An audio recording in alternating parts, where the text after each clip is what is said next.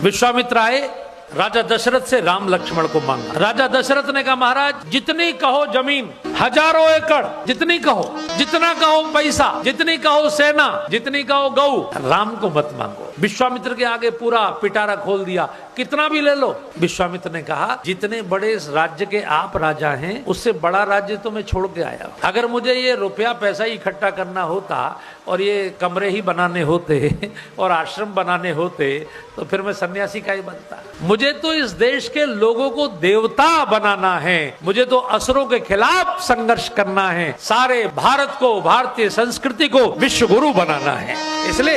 इसलिए मेरे गुरुकुलों पर राक्षस आक्रमण करते, ऋषियों की हत्या करते, इसलिए मैं राम को मांगने आया। राजा ने कहा, राम देत नहीं बनई गुसाई, राम नहीं दूंगा। विश्वामित्र ने कहा, क्यों नहीं दोगे?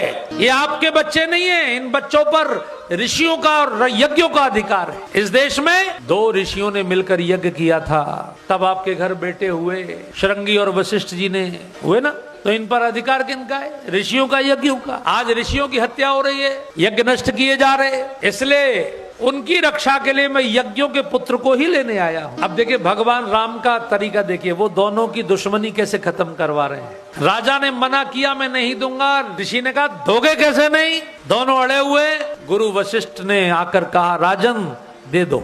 भगवान राम ने गुरु जी को कहा, गुरु जी आप कहो तब पिताजी मानेंगे। पिताजी मुझसे बहुत प्रेम करते हैं ना, तो वो मेरे कहने से नहीं मानेंगे, आपके कहने से मानेंगे।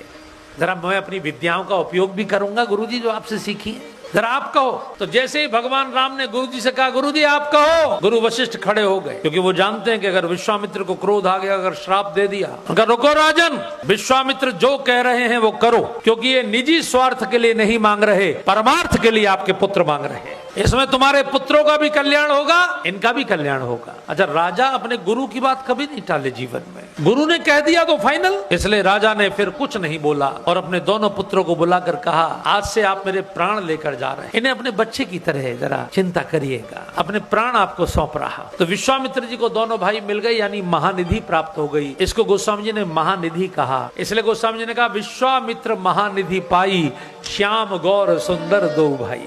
विश्वामित्र जी दोनों को लेकर चले, विश्वामित्र के मार्गदर्शन में यात्रा शुरू कर रहे हैं। ध्यान रखिए, अकेले नहीं जा रहे, आगे विश्वामित्र जी, पीछे पीछे राम। वही बताएंगे कि ये ताड़का है, मारीच है, स्वभाव है, ऐसा वैसा। भाई कोई संत आपके जीवन का अगर मार्गदर्शन करेगा तो आपको सावधान करेगा कि भैया जरा ये आदत छोड़ो, आपके जो दुर्गुण है भैया जरा ये आदत छोड़ो।